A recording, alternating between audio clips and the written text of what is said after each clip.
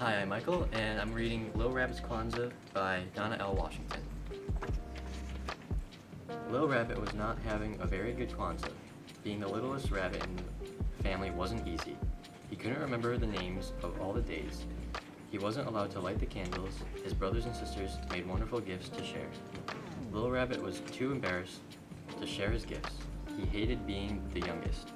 He was always in the way, and everyone told him he was too little to help. The only part of Kwanzaa that he really loved was the big feast called Karamu. This year, he wasn't even going to have that. Grandma Rabbit was sick. She lay in bed all day drinking dandelion tea. Mama Rabbit was so busy taking care of her, she didn't have time to cook. Mama, if Grandma Rabbit is sick, who will make the feast of Karamu? Little Rabbit asked his mother. Shame on you, Little Rabbit, his mama said. Grandma Rabbit is sick and all you think about is your stomach. You go outside.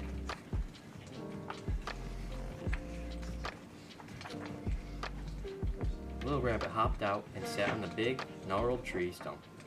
He really wanted to go and talk to Grandma Rabbit. She was very wise.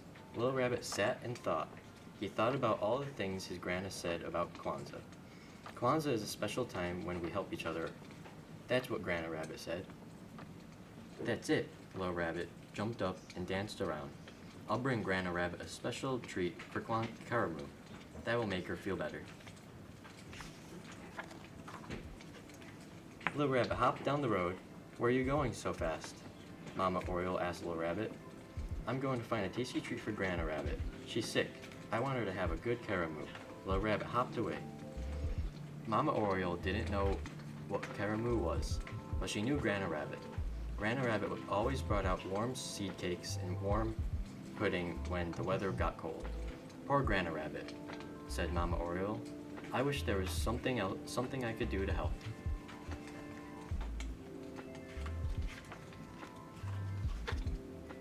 Little Rabbit stopped by the side of the path. He looked under some logs to see if he could find something special for Grandma Rabbit. What are you doing, Little Rabbit? Asked Groundhog, sticking his head out of a patch of grass. I'm trying to find a zawadi for Grandma Rabbit. She's sick. I want her to feel better. Little Rabbit hopped off. Groundhog didn't know what zawadi was, but he knew Grandma Rabbit. She always had time to make little toys for the animals when they were bored. Poor Grandma Rabbit, said Groundhog. I wish there was something I could do to help.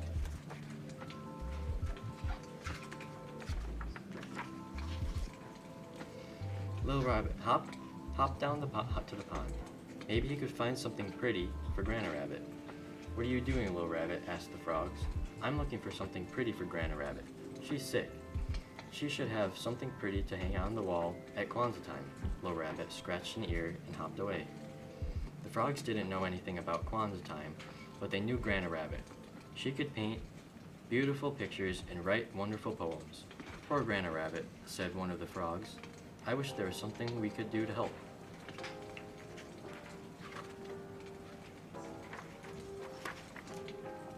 Little Rabbit hopped through the field looking for berries.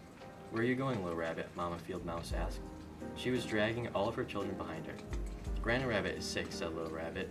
I'm going to make sure she has a good Karamu. I'm going to find as many berries as I can. Little Rabbit looked proud as he hopped through the meadow. Mama Field Mouse didn't know anything about Karamu, but she knew Grandma Rabbit. Grandma Rabbit helped out with the children when Mama Field Mouse had to run errands. Poor Grandma Rabbit, said Mama Field Mouse. I wish there was something I could do to help. Little Rabbit spent the whole day trying to find something for Grandma Rabbit. He searched as hard as he could, but he didn't find anything at all. He was very sad. I guess I am too little to do anything. As the sun was setting, he hopped slowly home. When he opened the door, he had a big surprise. Everyone was there. Grandma Rabbit was sitting in the big chair with a huge smile on her face. The frogs had brought pink flowers from the lily pads. Mama and Papa Spider hung them from the ceiling like lanterns. Mama Oriole was conducting a fine chorus of birds.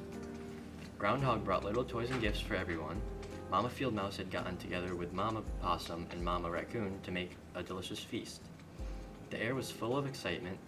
Mama Rabbit served the plates and Little Rabbit ate until he thought he would burst. After that, Papa Rabbit told funny stories about Brer Rabbit, Anazi the spider, guinea fowl, and mosquito. The stories made everyone laugh. Then Papa Spider plucked down his web strings, Cricket got out his fiddle, and all the animals had a wonderful dance. Grandma Rabbit taught everyone a new word. Harambe, she called out as her friends danced. It means let's pull together. We don't need anyone to tell us that, said Papa Squirrel. We already pulled together. Everyone laughed and shouted, Harambe, Harambe, Harambe. When the karamu was over, Little Rabbit sat with his Grandma in the big chair. Why are you so sad, Little Rabbit? His Grandma asked. Didn't you have a good time? Yes, Little Rabbit said quietly, but I wanted to do something special for you. Grandma Rabbit just laughed.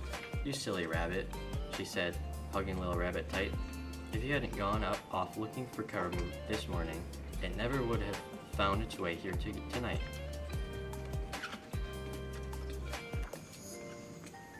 Little Rabbit frowned, but I'm the only one who didn't have anything to share. His Grandma smiled. You shared your dream, Little Rabbit, and your dream brought all of our friends and neighbors together. That's a big thing. Little Rabbit felt proud. My dream did all that? Yes, I'm not surprised though, his Grandma said. Why not, Little Rabbit asked. Because I have faith in you. If you have faith, Little Rabbit, there's always hope. Oh, I'll try to remember that, said Little Rabbit, yawning. By the way, said Granny Rabbit, snuggling him close, this was the best karamu ever.